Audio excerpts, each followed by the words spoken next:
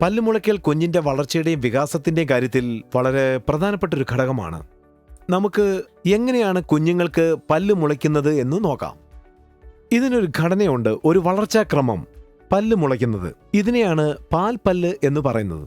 ഞാനൊരു ഏകദേശ വിവരണം തരാം. നിങ്ങളുടെ സൗകര്യത്തിനു വേണ്ടി ഒരു ഏകദേശ ക്രമം പറയാം. കുഞ്ഞുങ്ങൾക്ക് ആദ്യമായി മുളയ്ക്കുന്ന പല്ലുകൾ താഴെ മധ്യഭാഗത്തുള്ള ഉളിപ്പല്ലുകളാണ്. ഇത് ഏകദേശം 6 മുതൽ 10 മാസത്തിനകം മുളയ്ക്കും.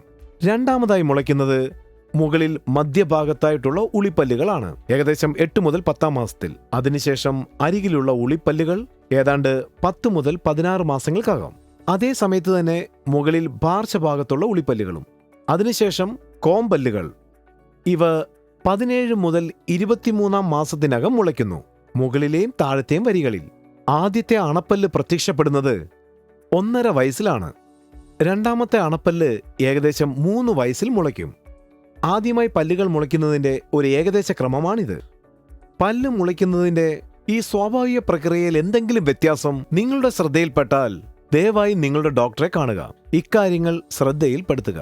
ഇതൊരു പക്ഷേ സാധാരണവും ശരീരശാസ്ത്രപരവുമായിരിക്കാം. അപൂർവം ചില കേസുകളിൽ പല്ല് മുളയ്ക്കുന്നതിന് തടസ്സമാകുന്ന തരത്തിലുള്ള ഏതെങ്കിലും ആരോഗ്യപരമായ പ്രശ്നങ്ങൾ കണ്ടേക്കാൻ ഇടയുണ്ട്.